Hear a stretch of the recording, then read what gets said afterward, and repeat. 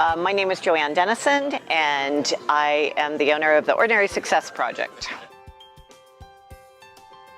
It came out of the concept of, first of all, that every person, every man, every woman can make a difference. And that one day I was actually watching the Olympics, and I got to thinking about the whole concept of, if everyone achieved their potential, would success be ordinary? And out of that, it kind of rolled into the whole idea of ordinary success, which is granted an oxymoron, but in my mind, not necessarily. That's how it came to be. Been a member since 2001. Always been instructed by my mentors to be part of your professional associations, so that's how you grow and don't stagnate.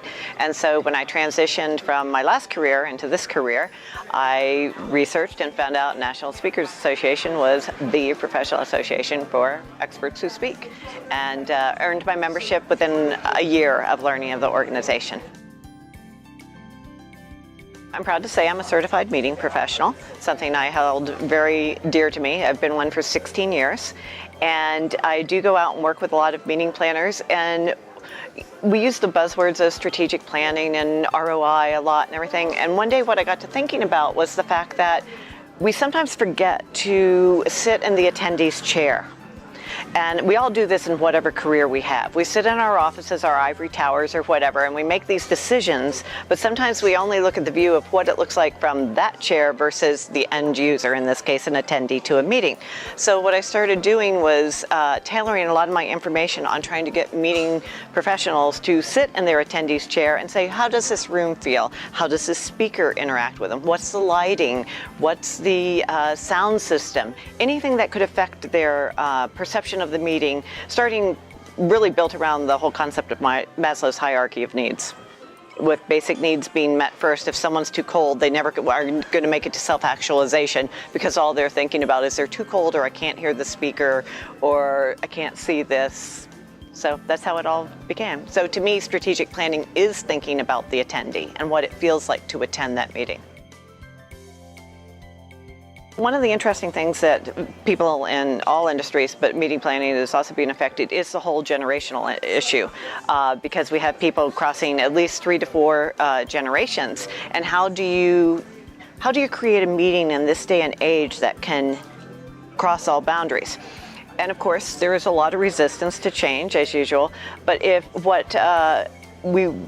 what we are looking at is, if you really work on adult learning principles of interaction and them wanting to know how it relates to their job tomorrow and how can they apply it, and sharing war stories, that's actually really appropriate for the Gen Ys who want things. They don't want to know history. They want to know what's going now. What am I going to do today? How's it going to work? And by using everything from social media and everything else to create this very interactive environment, it actually works really, really well with adult learners of any generation.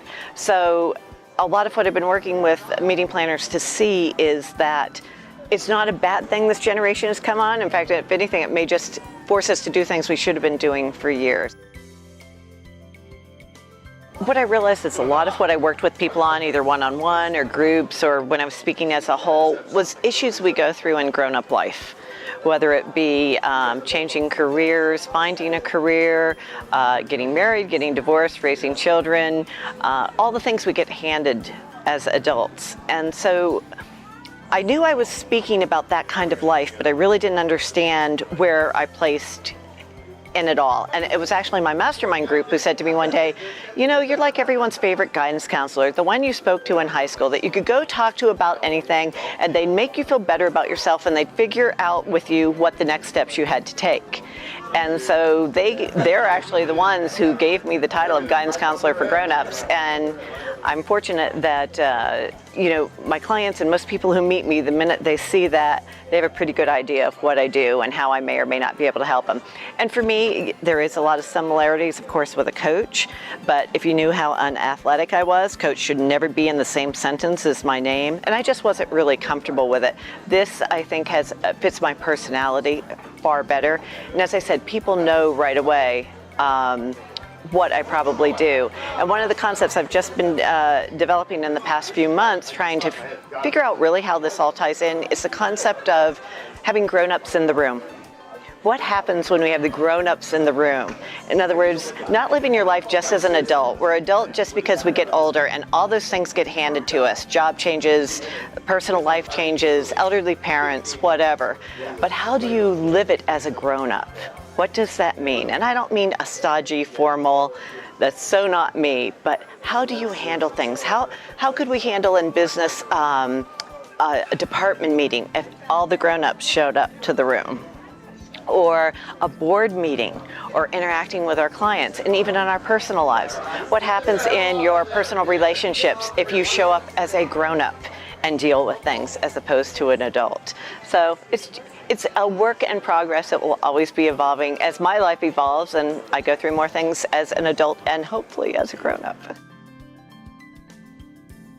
I think that's what causes a lot of dissension in work. I think that's why a lot of teams, whether it be a department, a board, any group, do not function, because you have some or maybe all the members showing up as adults, and they're not looking at the bigger picture. It's very much about them. Not that I want someone to sacrifice themselves for the good of the team, but just how you handle situation, or even in personal lives. One of the examples I've lived through and experienced and seen firsthand myself is what happens when someone divorces in a family. And is it just the couple that gets divorced, or is it the whole family that gets divorced? And what I have discovered, and by talking to other people who have had divorces that people have managed to retain good feelings about and everything, is that when the grown-ups show up to the room, they remember that that's all that happened. That marriage dissolved, and that it doesn't mean you cut out nieces and nephews and brothers-in-law and mothers-in-law and everything like that. You can still love those people, and you can still interact on some kind of level, and sometimes it takes time. But when the grown-ups show up to the room and realize they don't know what went on in that marriage or how people handled it, nobody knows what goes on behind closed doors, that those relationships can be retained. And I think we're all the richer for it, because I don't think anyone wants to lose everything or everybody. When someone shows up to work and they are routinely, we all do it on some point, but routinely carry all the negative things that are going on in their life, especially outside of work or inside of work, and don't process and just keep carrying it with them, relive it. For example, I was in a discussion one day with someone where someone was recounting something negative that had happened, and they kept going through the story over and over again. And someone turned to them and said, "Do you feel any better telling me this story?" And the person stopped and went, "No, actually I don't." And I think that's the adult part. We're hurt, we're angry, we're frustrated, whatever. We tell the story to anyone who will listen, but it doesn't help us really move past it. Whereas if we tell the story, get it out of our system, and then move on, to me, that's the grown-up way of handling it. Like, it may not be fair. It may not be fair, but it doesn't mean we don't need to deal with it in a constructive, positive way. So I think someone, a member of a department or a team carrying that kind of thing into work and not working through it. I don't want to say let it go. I don't want to say get over it.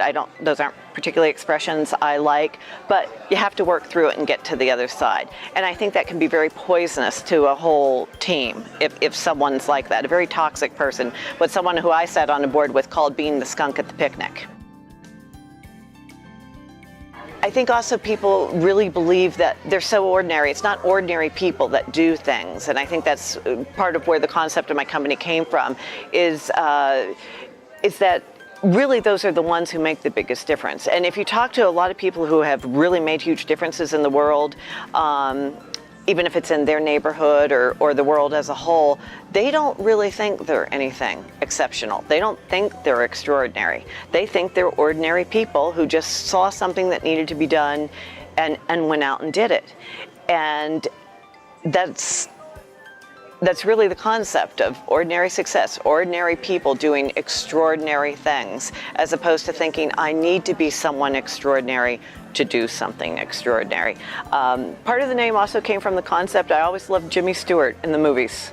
And he always played that everyman who went out and did things, whether it be in It's a Wonderful Life or Mr. Smith Goes to Washington. It was that concept of the every man or every person going out and making a difference and frequently bucking the odds. But I do believe that once someone gets passionate and really behind something that they believe in, that they automatically will begin to have a following. So it is ordinary people doing extraordinary things.